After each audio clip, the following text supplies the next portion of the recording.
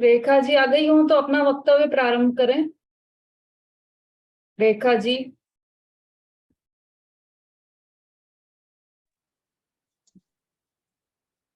वास्तविक रक्षाबंधन तो हम सभी को मंदिर में प्रातः काल नहा धोकर श्रावण शुक्ल पूर्णिमा के दिन मंदिर की देहरी पर राखी रखते हैं और संकल्प करते हैं कि मैं हमेशा श्रमण संस्कृति धर्म की रक्षा करूंगा या करूंगी। जैन धर्म के अनुसार रक्षाबंधन के मुनियों को आहार देना चाहिए और 700 मुनियों की पूजा करनी चाहिए जिन्होंने घोर उपसर्ग सहे हैं। ऐसे और उन्होंने मुनि पद नहीं छोड़ा। बस ऐसे मुनि को हम बारंबार नमस्कार नमस्कार करते हैं। हाँ, बहुत सुंदर रेखा जी, बहुत अच्छा बताया आपने कि वास्तव में जैन शासन के अंतर्गत भाई बहन जैसा कोई कथा भी नहीं है और कुछ ऐसा नियम भी नहीं है। अब ये जो राखी मंदिर के देहरी पर रखने की बात है, वह भी कहीं किसी भी आगम में उल्लेखित नहीं है कि मंदिर की देहरी पर राखी रखी जाए। ये तो प्रत्येक जैनी का कर्तव्य है कि अपने जैन शासन की वह रक्षा करे। तो इसमें ये राखी को देहरी पर रखने का कहीं भी उल्लेखित नहीं है किसी भी आगम में। यदि किसी को इसके बारे में जानकारी हो कि किसी आगम में ऐसा आया है कि राखी मंदिर की देहरी पर रखना चाहिए या मंदिर की डोली पर बांध देना चाहिए, तो वो जरूर बताएं यहाँ पर, क्योंकि वास्तव में तो ये किसी भी आगम में उल्लेखित नहीं है। किसी भी आचार्य ने इसका उल्लेख नहीं किया है कि मंदिर की देहरी पर राखी ये रक्षा सूत्र रखा जाए। वे तो साधर्मी आपस में रक्षा सूत्र बांधे थे, ऐसा एक कथन आता है। लेकिन वास्तव में देखा जाए तो जिस दिन ये उपसर्ग दूर हुआ, पहले क्योंकि 7 दिन से उपसर्ग चल रहा था और पूर्णिमा के दिन उपसर्ग दूर हुआ, तो उस दिन अगर हम चिंतन करें, विचार करें, तो हमें समझ में आएगा कि जिन पर उपसर्ग हुआ था, जिन 700 मुनिराजों पर उपसर्ग हुआ था, उस समय उनकी स्थिति क्या होगी। कुछ तो मरण को प्राप्त हुए होंगे, इतनी भीषण अग्नि चारों ओर जल रही है। और जो बच गए हैं उसमें अधिकतर मुनिराजों का स्वास्थ्य, किसी के पेट में अग्नि चल रही है, किसी के बाल जल गए हैं, किसी के हाथ पैर जल गए हैं, सब बीमार। सारे मुनिराजों की स्थिति, शारीरिक स्थिति पूरी तरह से खराब है ना। और जो धुआं, जो अग्नि जल रही थी उसके कारण धुआं हो गया था, तो कई कई मुनिराज के तो धुआं से प्राण चले गए, धुआं के कारण। और किसी के गले रूंध गए, मुनिराजों के, अधिकतर मुनिराजों के गले रूंध गए क्योंकि धुआं भर गया गले में। तो श्रावकों ने क्या किया उस समय जो उस समय के तात्कालीन श्रावक थे वहां के, उन्होंने क्या किया होगा कि उन्होंने मुनिराज को पड़दाहा होगा, उसी में उनके आहार में औषधि डाली होगी ताकि उनके रूंधे हुए गले खुल जाएं, और सेवा शुश्रूषा की होगी। किसी के पैर जल गए हैं जैसे, तो मुनिराज को उस पर उपचार किया होगा, उन्होंने उस पर लेप लगाए होंगे। श्रावक जो भी कर सकते थे उन्होंने किया होगा। तो आज का दिन वास्तव में तो देखा जाए, चिंतन किया जाए तो वैरागी का दिवस, पर्व का दिवस ही नहीं, वैरागी का दिवस है। इतने सारे मुनिराजों का ऐसी स्थिति है, और हम मिठाई खाएं घर पे। उस समय तो किसी भी श्रावक ने मिठाई नहीं बनाई होगी घर पे, क्योंकि कई कई श्रावकों ने तो उपवास किए होंगे खुद ने कि अरे ऐसी स्थिति मुनिराज की मुझसे देखी नहीं जा रही। और जिन्होंने उपवास नहीं किए उन्होंने भी साधारण भोजन किया होगा, मिठाई किसी के घर भी नहीं बनी होगी। और हम आज के दिन मिठाई बना रहे हैं, खूब उत्साह से मना रहे हैं इस पर्व को। चिंतन किया जाए तो दोनों तरह के इसमें विचार आते हैं कि वास्तव में मुनिराज पर जो घोर उपसर्ग हुआ था, उपसर्ग दूर तो हुआ था लेकिन पूर्ण रूप से दूर नहीं हुआ था। और आज मुनिराजों की सेवा का दिवस है, आज जिन शासन की रक्षा का दिवस है, और जैन ध्वज फहराने का दिवस है। और जितना हो सके अधिक से अधिक समय मंदिर में, धर्म ध्यान में, तत्व चिंतन में हमारा लगना चाहिए। ये आज का दिन का उद्देश्य है। अगला वक्तव्य है हमारा, विषय है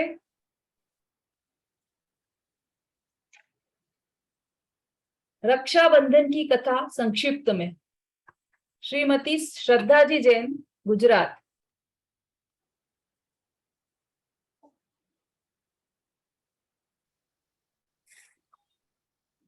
जय जिनेन्द्र सभी को। आज की कथा हमारे 20वें तीर्थंकर मुनीश्वरत भगवान के समय की कथा है।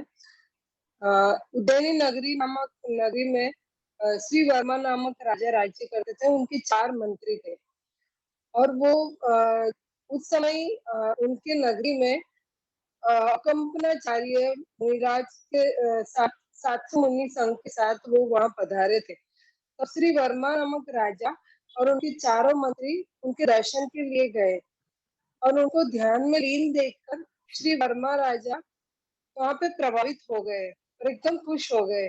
लेकिन चारों मंत्रियों को जैन धर्म की बिल्कुल श्रद्धा नहीं थी, तो उन्होंने बोला कि ये सब ढोंगी है, ये कोई ध्यान में लीन नहीं है। तो उस समय तो उन्होंने कुछ किया नहीं, लेकिन वैसे ही वहां से वो वापस चले गए। फिर दूसरे दिन श्रुतसागर जी मुनिराज को जब ये पता चला कि उन्होंने मुनिराज को ऐसा बोला, तो वो उनको समझाने के लिए वन में गए और कंपनाचार्य मुनिराज ने ध्यान में लीन थे, वो उनको पता नहीं था कि सब लोग ध्यान में लीन है। तो वो हार करके जब वापस आ रहे थे, तब श्री वर्मा राजा और उनके चारों मंत्री उनके पास गए। तब उन्होंने चारों मंत्रियों को और उनको समझाया कि वो लोग उनके साथ वाद विवाद किया और उस समय तो मंत्री कुछ नहीं बोले, लेकिन उनको लगा कि राजा के सामने मेरा अपमान हुआ है, तो वो रात को रात्रि के प्रहर में सूतसागर मुनिराज के पास गए और उनको उनके मारने के लिए गए। लेकिन जैसे उन्होंने मारने के लिए तलवार उठाई, तो वहां पे वो वैसे के वैसे स्तब्ध हो गए और सुबह तक वैसे के वैसे स्तब्ध रहे। तब जब गांव को और राजा को भी ये बात पता चली कि ये मुनिराज को मारने के हेतु यहाँ पे पधारे थे, तो उनको राजा ने अपमानित करके उज्जैन नगरी से बाहर भेज दिया। तब वो लोग वहां से हस्तिनापुर नामक राज्य में गए, जहाँ श्री पद्म नामक राजा राज करते थे और वो दूसरे गांव के साथ युद्ध में वो चारों मंत्री ने उनकी बहुत मदद की और उनको विजय प्राप्त करने के लिए उनको बहुत मदद की। तब वो राजा उनके ऊपर बहुत खुश हो गए और फिर उन्होंने इनाम देने के लिए पूछा। तो उन्होंने बोला कि अभी जब हमें जरूरत होगी तब हम इनाम मांग लेंगे। फिर कुछ दिन बाद कंपनाचार्य मुनिराज उनके 700 मुनि के संग सहित वहां हस्तिनापुर में पधारे थे। जब वो चारों मंत्रियों को ये बात मालूम हुई, तब उन्होंने राजा को बोला कि हमें हमारा इनाम चाहिए। तो राजा ने बोला कि बोलिए आपको क्या इनाम चाहिए। तो उन्होंने बताया कि हमें हवन करना है, तो हमें 7 दिन के लिए हमें ये राज्य दे दो। तो राजा ने हाँ बोल दिया और फिर उन्होंने जाके मुनि के जो 700 मुनिराज संघ सहित आचार्य कंपनाचार्य वहां पे बैठे थे, उनके आसपास चारों ओर उन्होंने लकड़ियां, मांस वगैरह सब हड्डियां सब रख के उनको जला के उनके ऊपर बहुत बड़ा उपसर्ग किया था। तब विष्णु कुमार मुनि को ये बात पता चली, तो उन्होंने ब्राह्मण का बाल भिक्षुक बन के वो चारों मुनियों के सामने गए और उन्होंने उनको श्रेष्ठ श्लोक वगैरह बोल के उनको प्रभावित किया। तब उन्होंने वरदान मांगने के लिए कहा। तब विष्णु कुमार मुनि ने अपना विराट रूप धारण करके फिर उन्होंने 3 पैर की जमीन मांगी, तो उन्होंने हाँ बोला। फिर उन्होंने अपना पहला पैर सुमेरु पर्वत पर, दूसरा पैर मनुष्योत्तर पर्वत पर, दो जगह पे रखा। फिर बोला कि तीसरा पैर अब मैं कहाँ रखूं। तब बलि नामक मंत्री ने वो नीचे बैठकर अपने सर पर उन्होंने पैर रखने के लिए बोला। फिर उसके बाद विश्व कुमार मुनि ने उसको उन लोगों को अहिंसा पूर्वक जैन धर्म के बारे में समझाया और 700 मुनियों के उपसर्ग को भी दूर किया। फिर वो चारों मंत्रियों ने उनसे माफी मांग ली और जब देवों ने और मनुष्यों ने उनको अपने असली रूप में आने के लिए बोला, तब विश्व कुमार मुनि अपने असली रूप में आ गए और उन्होंने मुनि की रक्षा की। तो इस प्रकार उन्होंने रक्षा की मुनि की। इस हेतु हम रक्षाबंधन पर्व मनाते हैं, ना कि भाई और बहन की रक्षा हेतु। और उसका मेन उद्देश्य हमारा ये होना चाहिए कि हमें आठों कर्म के बंधन से रहित होकर अपने स्वरूप को समझकर उनकी रक्षा करनी चाहिए। इस हेतु हमें रक्षाबंधन पर्व मनाना चाहिए। जय जिनेन्द्र।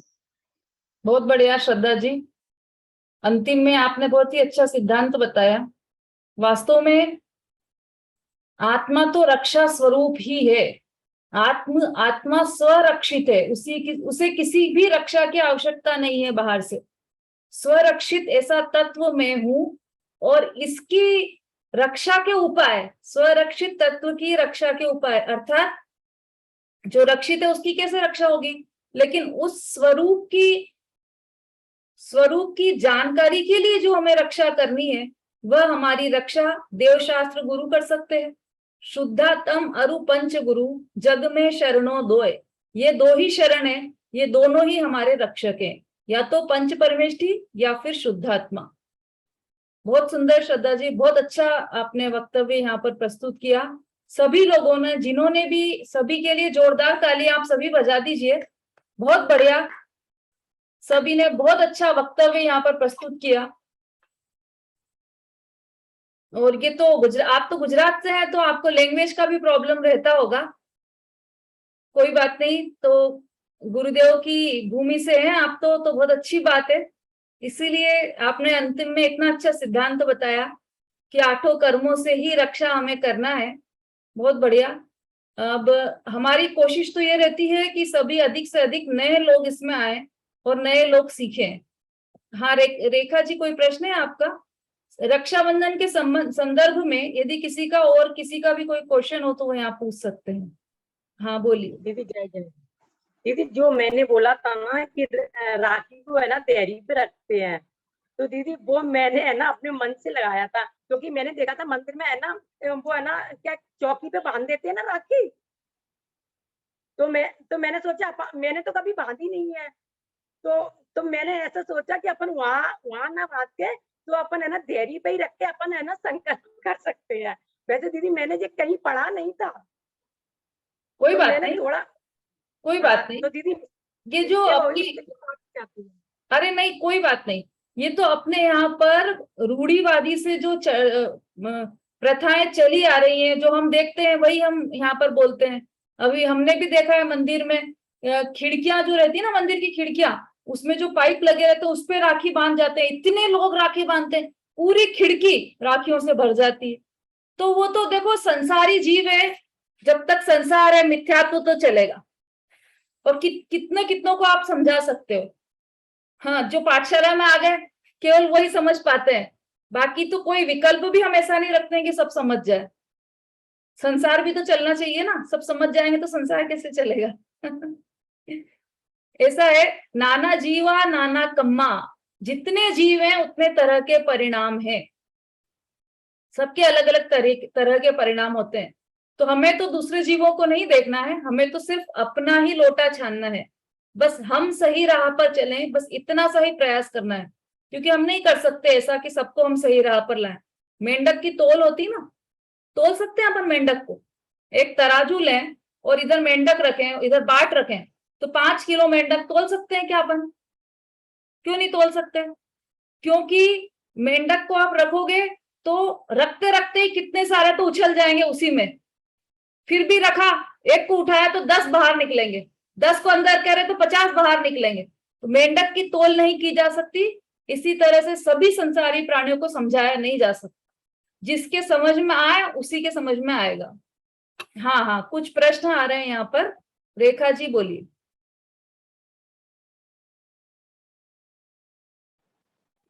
दीदी ये भुजरिया जो होती हैं ना, उसका क्या रीजन है? ये तो शब्द हमने अभी यहाँ आकर ही सुना है, कभी बचपन से कभी शब्द ही नहीं सुना था कि भुजरिया भी कुछ होता है। और जैन दर्शन नहीं में तो दीदी, ऐसा कोई पर्व है नहीं। नहीं दीदी, ये मैंने आज गोदा जी की प्रवचन सुने थे, उसमें उन्होंने बताया था कि है ना, जब मुनियों पर उपसर्ग हो रहा था तो उन लोगों ने क्या घास लगा दी थी चारों तरफ। तो है ना, वहां जब उपसर्ग दूर हो गया तो उन्होंने वो घास उखाड़ के जैन समाज में दिखाई कि देखो मुनियों का उपसर्ग दूर हो गया। तो उसके रीजन से उन्होंने उन्हें गिफ्ट दी थी, तो शायद उसी से ये भुजरिया का चलन चला है। हाँ हाँ हाँ हाँ, ऐसा अपन सोच सकते हैं। बाकी घास तो जली गई होगी ना, इतनी जब अग्नि लग रही है, तीक्ष्ण अग्नि जल रही है वहां पर, तो घास नहीं हाँ, जलेगी? घास तो सबसे पहले जलती हाँ है। ये भी। कोई बात नहीं, लेकिन हाँ फिर भी उन्होंने कहा है, तो अगर किसी ने ऐसी प्रथा चला दी तो भी वो प्रथा तो आगे चलाने लायक तो नहीं है। प्रथा हो वहीं की वहीं खत्म हो जाना चाहिए। यहाँ पे कौन से मुनिराज का उपसर्ग दूर कर रहे हैं अपन, है ना? तो वो तो अगर प्रथा गलत चल गई है तो उसे तोड़ देना चाहिए। शशि जी। जी आंटी, मेरा प्रश्न ये है कि जैसे अभी हमें पता चला कि ये जो रक्षा, ये धर्म की रक्षा का पर्व है आंटी, तो आंटी ये हमारे जैनियों में आंटी ये भाई बहन की बांधने की प्रथा कब से शुरू हुई आंटी, और क्यों? हाँ, बहुत अच्छा प्रश्न है आपका। कब से चालू हो गई ये तो कोई भी नहीं जानता, कैसे चालू हो गई ये भी कोई नहीं जानता, कि भाई बहन का बीच में कहाँ से ये त्योहार आ गया। ये सब कपोल कल्पित रचनाएं हैं, जबकि इसमें कोई भाई बहन का संबंध ही नहीं था इस पर्व से।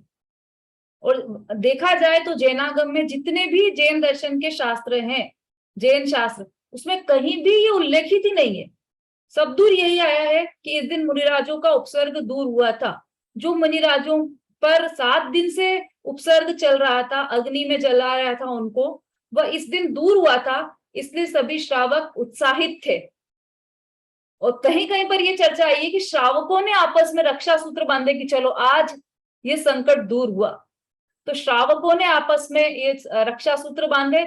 ऐसे करते करते ये पता नहीं कहाँ से ये भाई बहन का किसी ने निकाल लिया। तो वो अपभ्रंश की कहानी सुनाई थी ना उस दिन, कि कैसे अपभ्रंश होता है, वही इसमें लगा लेना। हाँ, पूनम जी बोली।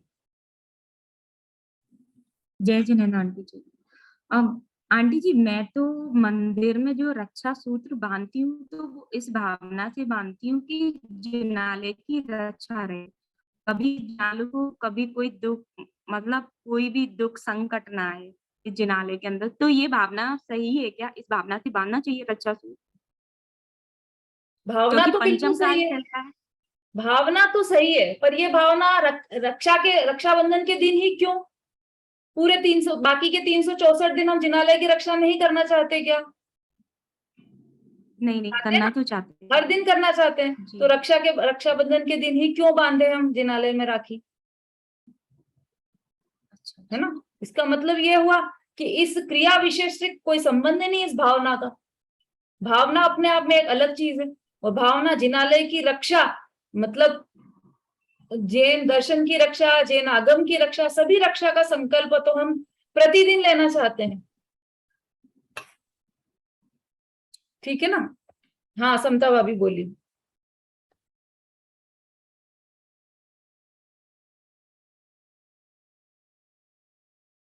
अनम्यूट करके बोलिए आप।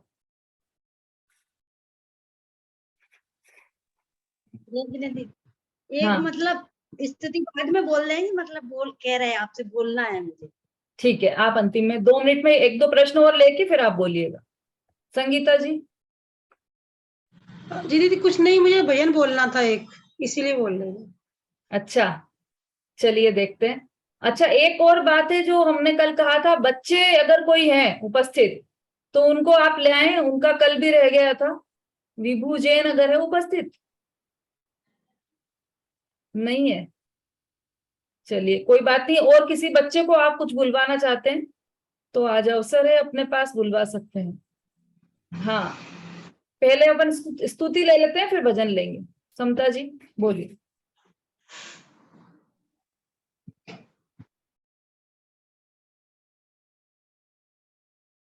अनम्यूट कीजिए पहले।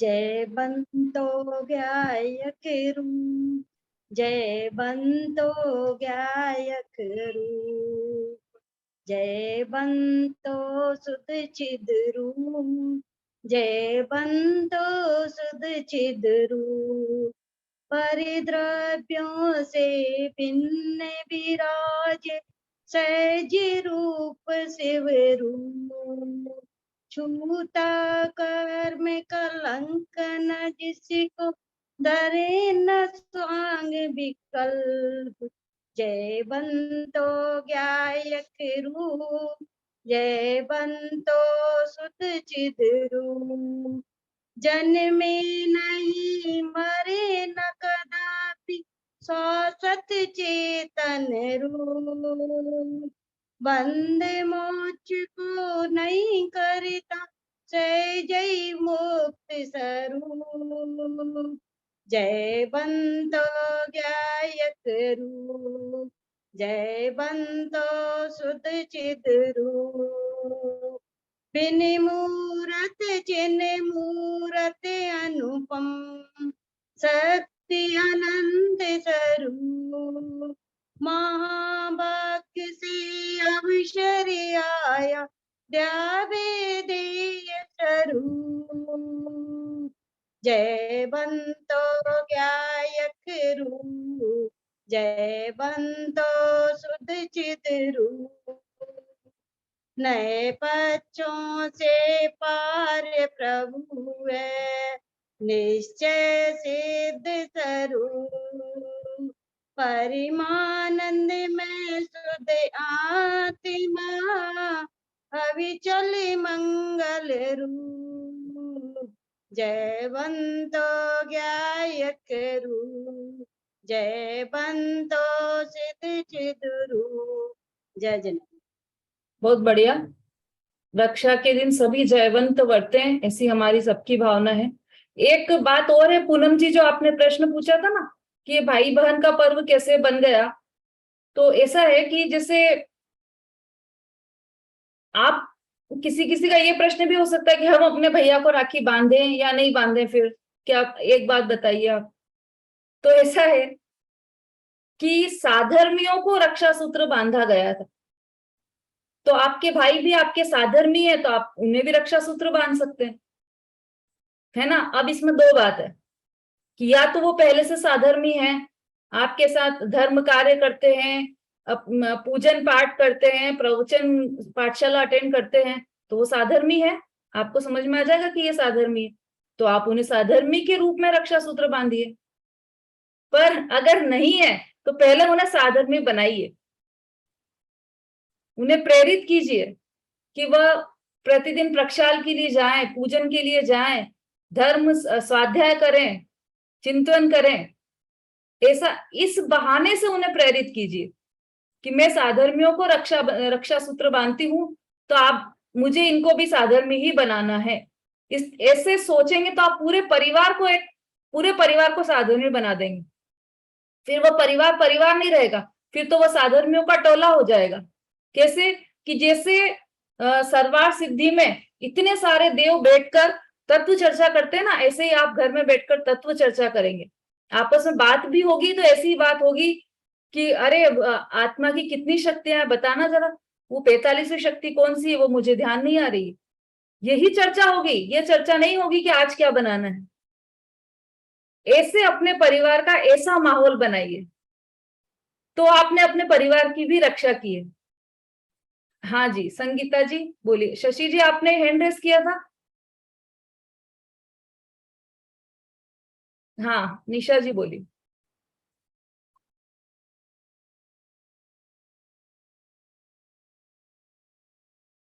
अनम्यूट कीजिए। जय जिनेंद्र दीदी। हाँ, उस समय की खीर का भी कुछ प्रचलन है, समय की खीर बनती है, राखी वाले दिन खीर जरूर। आवाज नहीं आ रही आपकी। आवाज नहीं। हेलो, हाँ जय जिनेंद्र दीदी। हाँ। अभी भी नहीं। तो मैं इनकी खीर का भी कुछ प्रचलन है, राखी के दिन खीर जरूर बननी चाहिए, ऐसा भी कुछ है क्या? पता है। आपकी आवाज क्लियर नहीं आ रही है। अनम्यूट तो मैंने किया हुआ है। एक प्रश्न दूसरा ले लेते हैं, फिर आपके पास आते हैं वापस। हाँ बोलिए अंजू जी। हाँ जय जिनेन्द्र, आप जय जिनेन्द्र। हाँ बोलिए। हाँ जी, मौली सुनाएगी, मौली जन सुना रही है आपको। जय जिनेन्द्र करो। अच्छा, आपके यहाँ से कोई बच्चा सुना रहा है? हाँ बोलिए। हाँ हाँ, जय जिनेन्द्र बोलो। जय जिनेन्द्र। हाँ म्यूट है ना, आप म्यूट करिए। हाँ हाँ अनम्यूट है आपका, आ रही है आवाज, आप बोलिए। अरे अब वापस म्यूट कीजिए, अनम्यूट कीजिए। हाँ अब बोलिए। सुना 5 सुना रही है, 5 सुना 5 सुना रही है।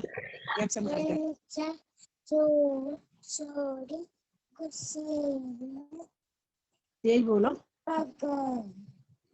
और वो बोलो 24 भगवान के चिन्ह बोलो। आदनाथ सुनाओ, शक्ति सुना दो। आता तो वो बोल नहीं रही 47 शक्ति सुना। चलो जीवत शक्ति सुनाओ।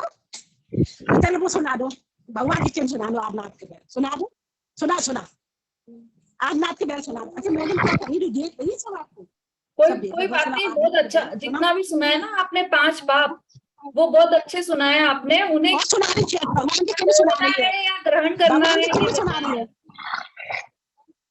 चलिए अभी क्योंकि समय हो गया है। हाँ संगीता जी एकदम शॉर्ट में आप 2 लाइन दे दीजिए, समय बहुत हो गया है हमारा। धर्म बिन बावरे तूने मानव रतन गमाया, कभी न कीना आत्मनिरीक्षण, कभी न निज गुण गाया। परिणत से प्रीत बढ़ा कर काल अनंत बढ़ाया। धर्म बिन बावरे तूने मानव रतन गमाया, है संसार पुण्य पापों का पुण्य देख ललचाया। 2000 सागर के पीछे काम नहीं ये आया, ये संसार भव समुद्र है वन विषयों हर साया। ज्ञानी जन तो पार उतर गए, मूर्ख रतन मजाया रुधन मचाया।